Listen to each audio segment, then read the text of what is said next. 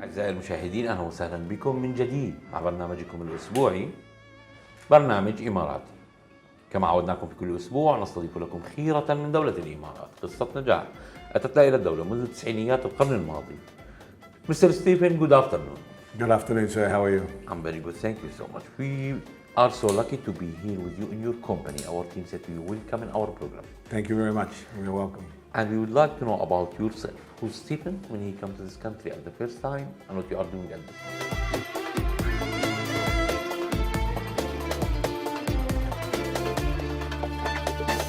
Right, okay, my name is it's Captain Stephen Corbett. I've been in the UAE for 26 years. I originally came as the marina engineer for Jebel Ali Hotel, where I was for 2.5 years. And I left there and started up a company with a very good friend of mine called Yacht Solutions, where we worked for 3 years. And then the opportunity came to start my own company, which we did. It was called JPS in those days. And we started up doing yacht services.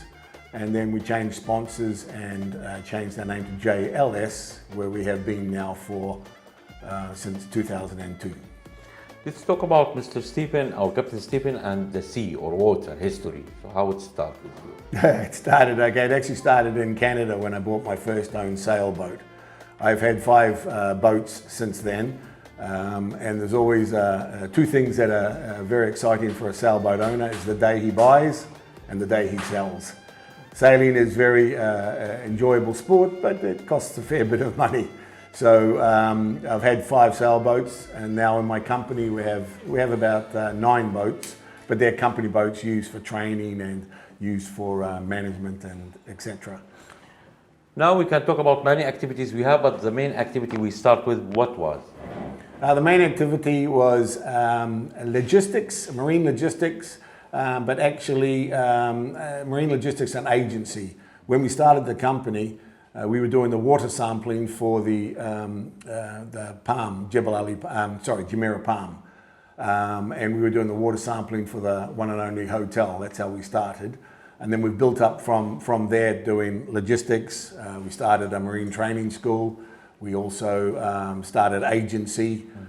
We started delivering boats. A variety of different services that are related to the pleasure boat marine business. From employee to employer, it's easy? No, it's not easier. Obviously a lot more responsibility. I have a very good team, but we brought some new business in. Agency for yachting was not so big. Training schools were a bit limited. Marinas were just starting to grow. People didn't understand.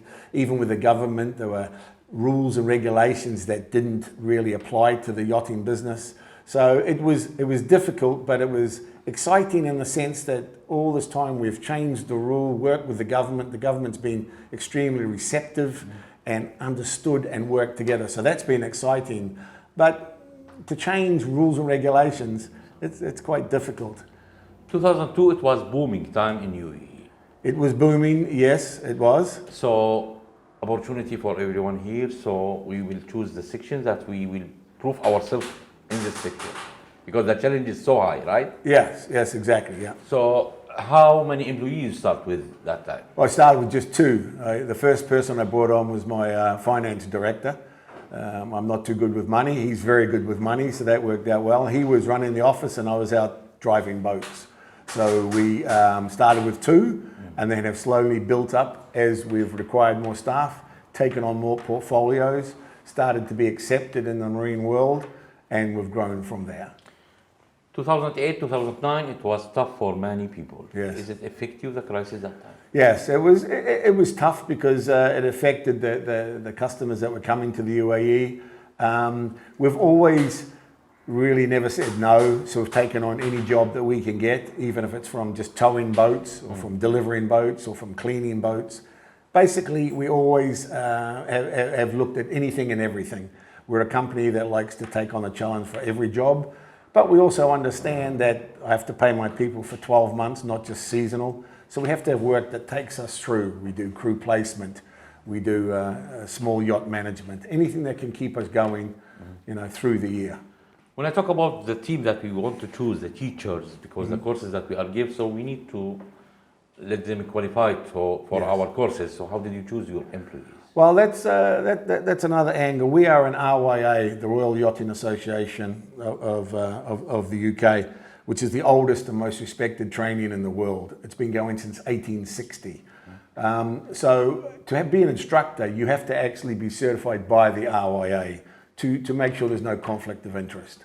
So all my instructors have been UK trained and UK authorized. I cannot sign them off as instructors. It must be the UK and it must come from the Royal Yachting Association. And that keeps it true and that keeps it quality and holds a worldwide license. So we employ them, then we either send them up to the UK or bring down the UK advisors to certify my people. They have their licenses and then they're registered with the UAE government and then they're licensed to train. But obviously our people are not just trainers. They also, if they're not training, they're out working on boats, cleaning boats, delivering boats, talking to customers and all that type of stuff. So our company is everybody's got multi-jobs, multitask. When I talk about the certificate that the people take from here, it's approved from which authorities or from which areas? Yes, it's approved from the FTA, which is now called the Ministry of Energy and Information, I believe, MOI. So the FTA has been renamed. We're also licensed by the DMCA, which is Dubai's local licensing. And our program's also certified by the KHDA, the training arm of education services in the UAE. So we're licensed with all departments to issue licenses and to run courses. And when you start expanding for other countries or for other areas? Yeah, well, especially on our agency side, a lot of big yachts that come through the canal, down the Red Sea and into the Indian Ocean, they're all basically heading for the Maldives. So we found that the need was to try and also grab some of that business that had not come into the Gulf. So we've got a very good partner down there and we opened our office in Maldives to service that clientele and also to make sure that on their way back, they either visit the UAE or on their way down, they visit the UAE. So we also opened the first international marine training school also in the Maldives, an RYA school on an island called Taldusu, which is in the South Mali atoll. So that has been very successful also. Then we found out, of course, when Saudi opened and started to let people come and everything's changing, as you well know, the last 5 years. Saudi has got, especially the West Coast, has got location. They have to pass your back door. Where if you look at the Gulf, anybody coming through the Red Sea and going to Maldives, go out to deep water, we have to come 1,600 nautical miles to grab them and bring them into the Gulf. And Saudi, they've got to go right past your front door. So very vital for us to open up in Saudi. And we've been open there now for over a year. And business is very good for Saudi. Egypt not in the target? We work very well with Egypt. We have our Egyptian partners. We work with Felix, who have their canal concessions. Plus they have charter arms. We're doing a lot more with them now due to our Saudi operation. And we've been just appointed as one of only 2 agencies for the new Neom Shindala island opening. So JLS are on site. We are one of the approved agents, which is incredible for us. I'm very proud. UAE have more than 200 different nationalities. When we talk about marine, so Yes. is the nationalities have a different knowledge about it? So it's hard for you for some nationalities to understand these courses, or they need special courses because maybe they don't have this. Yeah, 85% of our students are basically Asian. And the reason is in the Middle East, or in UAE, sorry, you have to have a license before you can operate a boat, pleasure or commercial. So we do find that because English is not their first language, they do take a bit of strain. So our instructors spend extra time with them, work with them. The courses must be conducted in English. That's because the world marine speaks in English. But we've had some that have taken strain, but generally the courses are fairly easy, fairly well explained, well illustrated through the books that they get. And we just got to spend that extra time with them. To make sure they understand it. The main concept of UAE, it's a safety or a safe country, we can say. Let's talk about the safety in the boat or in the yacht. So how do you have special courses for it? We don't have any courses for the marine security at the moment. We have security companies that we work with that can put on special courses, but we've never had a problem here in the UAE. You know, the marinas are fairly secure. They're all got cameras and gates and all that type of stuff. But the UAE is a safe country. Right. And that's one of the areas, not only is it safe, but especially Dubai is one of the best places in the world for selling itself. The calendar, just the calendar of activities brings many, many yachts to come and visit the UAE. And to do that, you know, they've got to know that they're safe, and they are. And enjoyable, and there's many things for not only families but children, but then also for the owners of the yachts also. Captain, how you build the relation with your employees more stronger? We're still a small company. We're a company that everybody works. We're not, you know, everybody gets involved. If something happens and there has to be a delivery and there's no drivers around, I go and deliver it. My managing director does deliveries. We all work together as a team. I think my people, some of my people have been with me for 17 years. I think they understand that, you know, it's a tough business because it's a hospitality business, really. That's very hard to operate, but I've just got good people who understand. You know, hopefully we're paying them good enough and treating them well, and then they've stayed. So we've got, you know, good staff, and I think they see the strength of the company and the value in the company. What Corona add in your company? What did Corona add? Well, it scared us. It obviously showed, you know, how the world is vulnerable to that type of stuff. But, you know, we didn't lose any staff. They were furloughed, some of them. But as soon as we possibly could, they were brought straight back on. We covered some of their rent while they were furloughed. We tried to help as best that we could because everybody was in trouble. But we're so glad that Corona has finished and gone. We could possibly have some more coming, but I believe that we're a strong company. We're diversified, and you know, we can take care. Dubai did a lot of excellent things also through Corona, which no other country did. Dubai became a port of refuge, which means we had yachts driving around in the Indian Ocean. They had nowhere to go. Nobody would let them come. Dubai said, "Come, you can come here. You can be safe." We also were the first country, I believe, to offer the injections to all nationalities. Vaccine, yeah. Yeah, and that was just not heard of anywhere else. So Dubai is very progressive and very understanding of the world and what they could do to assist. And you know, that made it a lot easier for us to service our customer. We can say after Corona now we are living in digital age. So Yes. did you shift for digital online meeting platforms, applications? Yes, Did definitely. you shift Yeah, for that? definitely. Yeah, I have a very a young team, and my managing director also is younger, and they have brought technology. I'm still a bit of an old man, so I still have handwriting and all that rubbish. But they're young. They understand. I've got a very aggressive IT department, especially with Leslie and Chris, who you've been in discussion with. They're very good, and they've really brought us electronically into the world. We have very good media outlets now. We work with many different outlets, and yeah, I would say that we've kept up with technology as it is. Captain, how you can handle your time between your business life and personal life? The personal life goes way back. Unfortunately, my family live in New Zealand. They're not with me, so you know, I'm here basically by myself. Now, when you've got the company and especially opening these new divisions, you know, we're looking at opening in Sri Lanka. We're looking at hopefully opening something in Oman. We're already in discussions with Qatar. We need to make sure our customers taken care of at every stop they can go.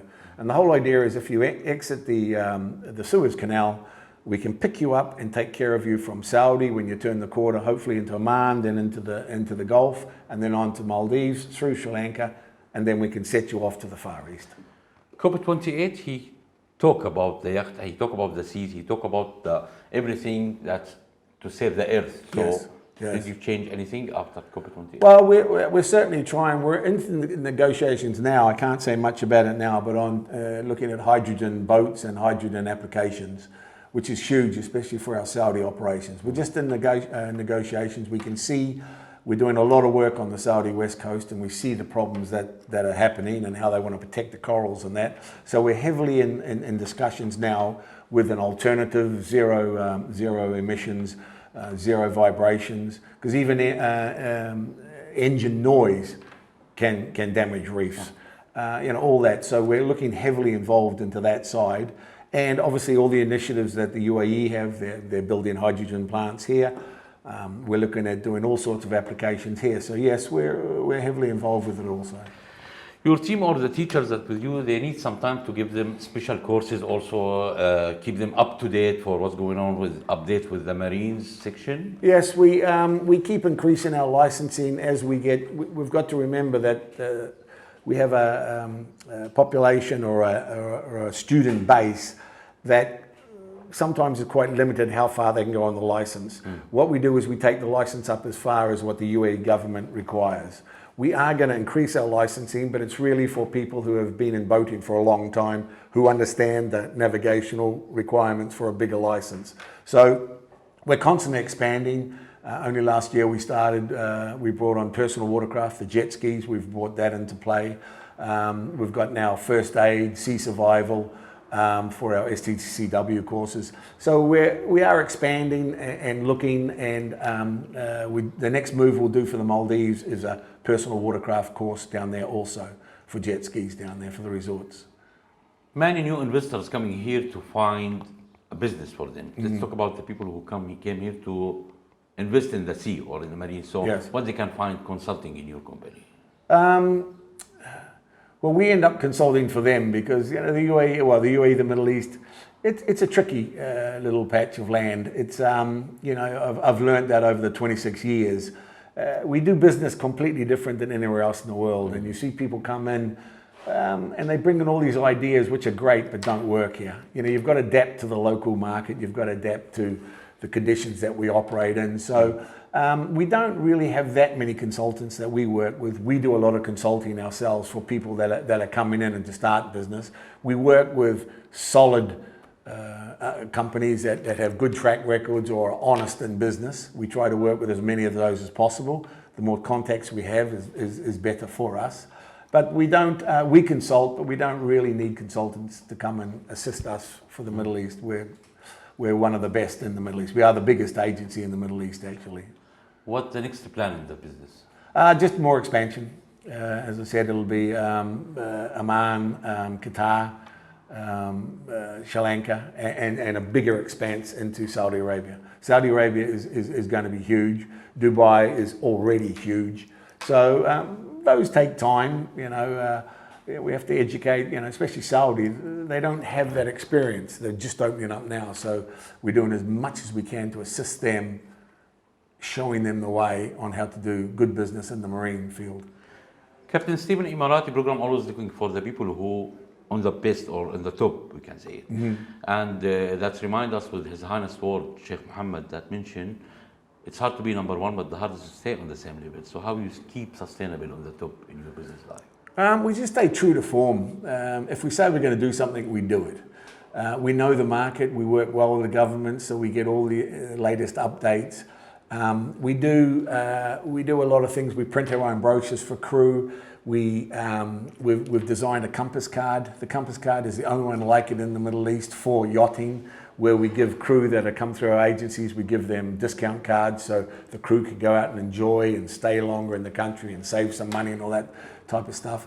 We do lead the way in yachting because we were ex-yachties ourselves. We know what we're doing and we know what we can do to assist the yachts that come through. So we don't sit down and just say, hey, we're number one, we're okay. Right. We're constantly helping to grow, working with governments. We take a big part in the LMA, which is the Leisure Marine Association. My managing director is on the board. We have changed rules, we've changed laws, to make things better to come and visit the UAE. And all surrounding countries are now trying to copy and emulate what's happening in the UAE. Many marine exhibition happening in UAE, so you're active with this exhibition? Yeah, we have 5 stands at the upcoming Dubai Boat Show. Yep, so we'll have a big presence there. But we also visit international boat shows around the world. We have a big player. We go with the UAE government and the Abu Dhabi government for Monaco, which is the biggest superyacht show. So we have a very big presence there. But yeah, you've got to keep out and you've got to keep spreading the word and getting the people to come and stay. You target for many people coming here to find their opportunity. So what you will advise them before they come here? There's no free lunch. Everybody's got to work.